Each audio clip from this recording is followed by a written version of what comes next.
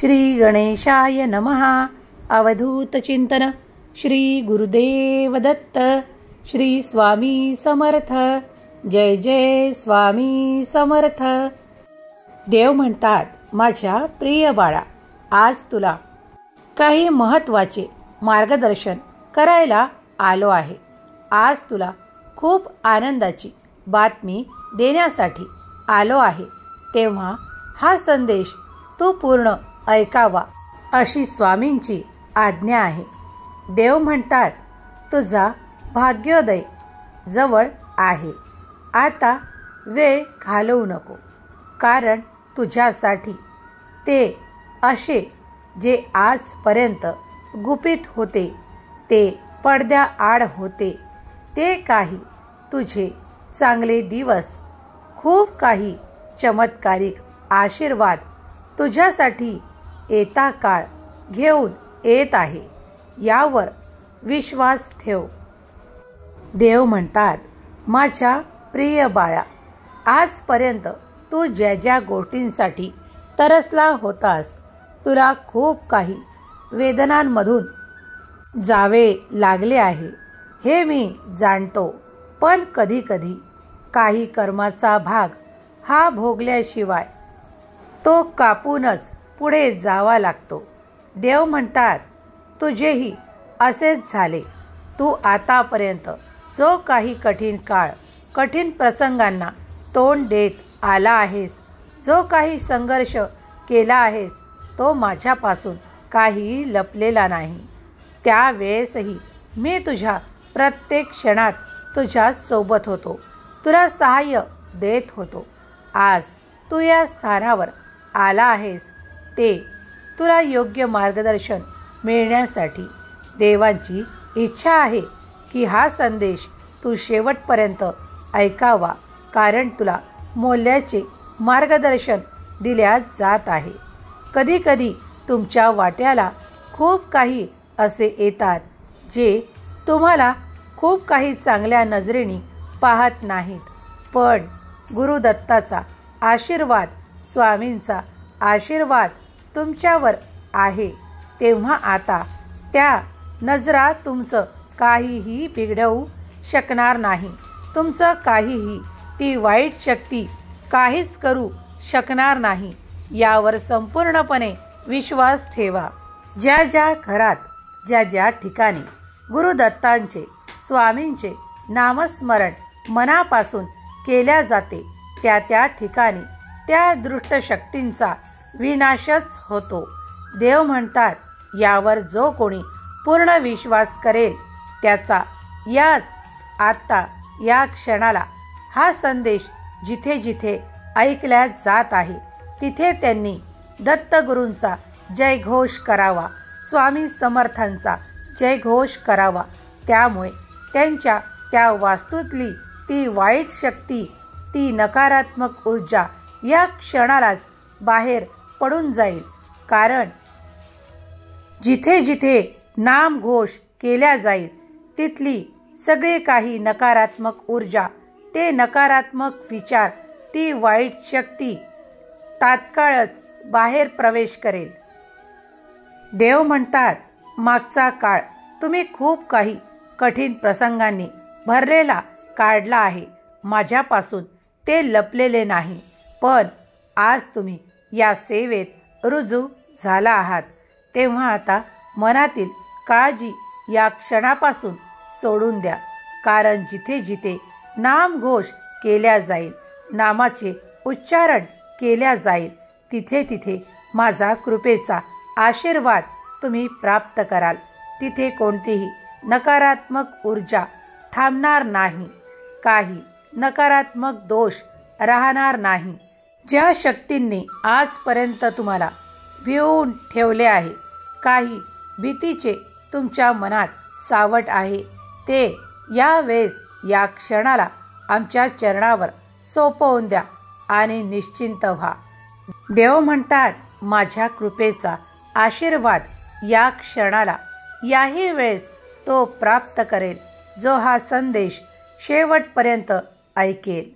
ज्याच्या ज्याच्या मनात आमच्याविषयी श्रद्धा आहे, सबुरी आहे आणि आमच्याकडे तो विश्वासाने आला आहे, त्याला ते सर्व काही चमत्कारिक आशीर्वाद प्राप्त होणार आहेत, यात तीळ मात्रही शंका घेऊ नका.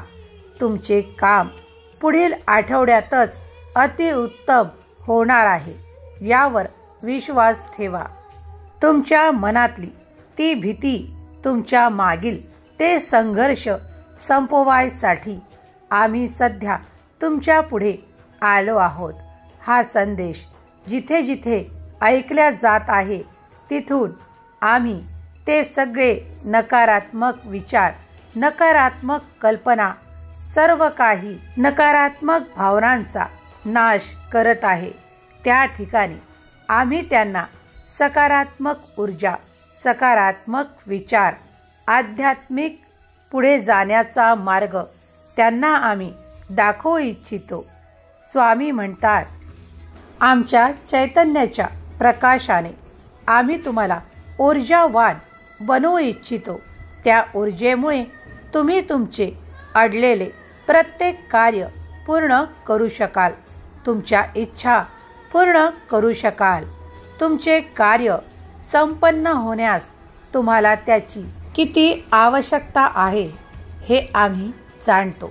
म्हणूनच आमच्या कृपेचा आशीर्वाद आम्ही तुमच्यावर बरसवत असतो. तो वेळोवेळी तुम्ही प्राप्त करता. जे कोणी नामस्मरणात दंग आहेत त्यांना आम्ही हे आशीर्वाद सहजगत्या प्राप्त करून देतो. देव म्हणतात, जो कोणी आध्यात्मिक प्रगती इच्छितो त्याला मी अध्यात्माकडे अधिकाधिक वळवून त्याची आध्यात्मिक प्रगती देखील करून घेतो. आम्ही तुमचे गुरु रूपात तुम्हाला प्राप्त आहोत, कारण हे तुमचे मागील जन्माचे चांगल्या कर्मांद्वारा तुम्ही आम्हाला प्राप्त केले आहे. याही जन्मात तुम्ही आम्हाला गुरु रूपात प्राप्त केले आहे, कारण तुमची निष्ठा भक्ती पाहून आणि श्रद्धा भक्ती पाहून आम्ही तुमच्यापर्यंत आलो आहोत.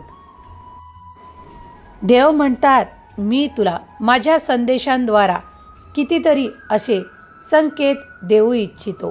ते तुझ्या पुढील जीवनासाठी खूप काही सार्थक करणारे ठरते. स्वामी म्हणतात, जो कोणी माझा निष्ठावंत भक्त आहे तो हा संदेश शेवटपर्यंत ऐकील याची मला खात्री आहे, कारण त्याच्या अंतरात्म्यात माझेच वास्तव्य आहे. तो मला क्षणाक्षणाला नामस्मरणाने प्राप्त करू इच्छितो आणि मी त्याला प्राप्त आहे. तो त्याने विश्वास ठेवावा.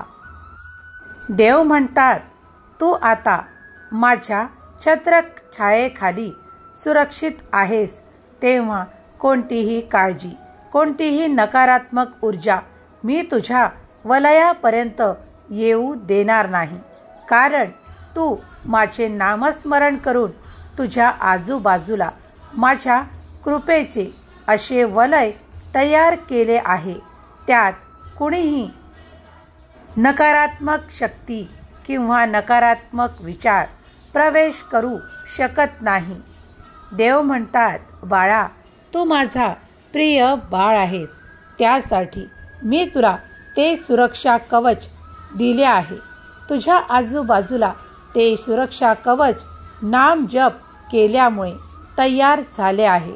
त्यासाठी आता तुम्ही निश्चिंत राहा, कारण पुढच्या क्षणी तू माझ्या विपुलतेचा आशीर्वाद प्राप्त करण्यास योग्य ठरला आहे, कारण तू त्या मार्गाने कर्म करत आहेस जो मी तुला दाखवला आहे. तुझे कर्म इमानदारीने आणि योग्य तऱ्हेने चालत आहेत हे मी जाणतो. म्हणूनच आज मी तुला ती विपुलता आशीर्वाद प्रदान करतो. देव म्हणतात, किती कृतज्ञता आहे. आम्ही जाणतो जे कोणी भक्त खूप काही धन्यवाद देतात तेही आम्ही जाणतो. तुमचे दिलेले मनापासूनचे धन्यवाद आम्ही स्वीकार करतो. तुम्ही मनापासून केलेले संकल्प आम्ही स्वीकार करतो. तुम्ही केलेली भक्तिभावाने आणि श्रद्धेने केलेली पूजा आम्ही स्वीकार करतो. देव म्हणतात, या क्षणाला काही मनात शंका नैराश्य असेल तर माझ्या चरणावर सोपवून निश्चिंत व्हा, कारण पुढील काही काळातच मी तुम्हाला जादुई भेट देऊ इच्छितो. देव म्हणतात, अरे बाळा, काळजी करू नकोस. ते आर्थिक चमत्कार तुझ्यासाठी तयार होत आहे. माझी योजना तुझ्यासाठी कार्य करणार आहे. तेव्हा आता त्या विचारांमध्ये खूप व्यर्थ वेळ घालवू नकोस, कारण मी तुझ्यासाठी ती जादुई भेट द्यायला तयार आहे. कारण तू आमच्याकडे खूप काही प्रार्थनापूर्वक मागितले आहे. ते तुमच्यापर्यंत लवकरच येत आहे. माझ्या आशीर्वादामुळे तुम्हाला ती समृद्ध जीवन जगण्याची कलासुद्धा प्राप्त होईल. देव म्हणतात, प्रत्येकाला नुसतं समृद्धी प्राप्त करून चालणार नाही, तर ती कशी पुढे पुढे वाढवता येईल याचे ज्ञानही मी तुम्हाला देईल. देव म्हणतात, वेळोवेळी तू कसे काय कर्म करतोस हेही आम्ही जाणतो. तुम्ही योग्य वेळेवर योग्य तऱ्हेने दान धर्म केले पाहिजे, कारण ते तुमच्या पुण्यात अधिक भर पाडतात. तेव्हा आम्ही तुम्हाला तो मार्गही दाखवू इच्छितो. देव म्हणतात, बाळा, खूप काही खर्च करूनच काही दान होतात. ही मनातली संकल्पना काढून टाका, पुसून टाका. कारण जर एखाद्या छोट्याशा मुंगीला देखील तुम्ही काही मदत किंवा काही बारीकसा रव्याचा दाना किंवा साखरीचा दाना जरी दिलात तरी तो ईश्वराकडे नमूद केला जातो. हा सुद्धा एक तुमच्या चांगल्या कर्मात मोजणीत येतो. देव म्हणतात, जर तुम्ही एखाद्या झाडाचे संगोपन प्रेमपूर्वक करत असाल तर त्या एखाद्या रोपटाचे झाडात आणि झाडाचे वृक्षात रूपांतर काही वर्षात होते. त्याचप्रमाणे तुम्हाला तो वृक्ष खूप काही आशीर्वाद प्रदान करतो. देव म्हणतात, बाळा, या जगात जर तू पाहायला गेला तर तुझ्यासाठी मी काहीही अशक्य असे ठेवणार नाही. जर तुला खूप काही आनंद प्राप्त करायचा आहे तर तुझ्या आयुष्यातल्या काही काळात तू असे काही कर्म कर जे फक्त तुझ्यासाठीच नाही तर तुझ्या पुढच्या पिढींसाठी किंवा इतरत्र वावरणाऱ्या लोकांसाठीही उपयोगी ठरेल. जरी आज तुला त्याचा फायदा झाला नाही तरी ते कर्म आहे की एखादे चांगले झाड तू लावू शकशील आणि काही वर्ष त्याची देखभाल कर. देव म्हणतात, तुम्ही अगर ती जागा सोडूनही गेलात तरी तुमच्या हाताने लावलेले ते झाड एका वृक्षात परिवर्तन होईल. तुम्ही मात्र तिथे नसाल, पण पुढील जे कोणी तिथे येतील त्यांना ते वृक्ष छाया देईल, थंडगार वारं देईल, शुद्ध वातावरण निर्माण होईल. त्यामुळे हेही कार्य तुम्ही जर केले तर तेही एक पुण्यच ठरेल. कारण जेव्हा जेव्हा कोणी त्या झाडाखाली बसून त्याच्या गार वाऱ्यात तो आनंद प्राप्त करेल तर त्या अंतरआत्म्यातून जो आनंद मिळेल तो आशीर्वादही तुम्हीच प्राप्त कराल. देव म्हणतात, प्रत्येक वेळेस काही पैसे खर्चूनच कार्य होतात असे काही नाही. तुम्ही जर एखाद्याची योग्य वेळेस मदत केली किंवा त्याच्या अडचणीच्या वेळेस तुम्ही त्याला आपला सहाय्याचा हात दिलास तर तेही फार मोठे पुण्य होते. देव म्हणतात, चांगले कर्म करायला मागे पुढे पाहू नका, कारण माझा आशीर्वाद सदैव तुमच्या सोबत आहे. तो तुम्हाला योग्य मार्गच दाखवणार आहे. देव म्हणतात, जो कोणी या क्षणाला हा संदेश ऐकत आहे त्यावर माझी विशेष कृपा आहे. तेव्हाच तो खूप काही आनंदाने आणि उत्साहाने आपले जीवन जगू इच्छितो. आणि मी त्याला तो आशीर्वाद देऊ इच्छितो. देव म्हणतात, तुला पुढील काळात मी असे काही जादुई भेट देणार आहे, त्याची आज तू कल्पना देखील केली नाहीस.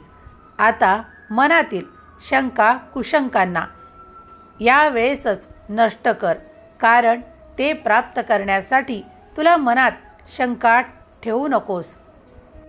तरच माझे ते जादुई भेट तुला प्राप्त होईल. ते चमत्कारांची भेट प्राप्त होईल. देव म्हणतात, अरे बाळा, तू माझ्यापासून वेगळा नाहीस, तू माझ्यातूनच निर्माण झाला आहे. तेव्हा या देवांच्या आशीर्वादाने तू परिपूर्ण आहेस. तुझ्यात मी काहीही कमतरता ठेवणार नाही. तुला आज जी काही उणीव भासत आहे ती पुढल्या काळात तुला राहणार नाही. माझा चमत्कारिक आशीर्वाद मी तुला योग्य वेळेवर द्यायला तयार आहे.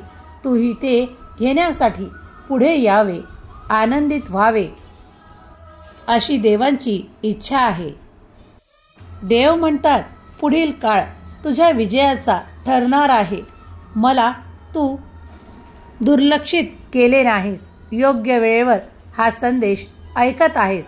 आता इथून पुढे तुझ्या घरी खूप काही भरभराट येणार आहे. दिवाळी अगोदर तुमचे जे काही इच्छिलेले कार्य आहे ते निर्विघ्नपणे पूर्ण होणार आहे. पुढला हप्ता तुमच्यासाठी खूप आनंदाने भरलेला येत आहे.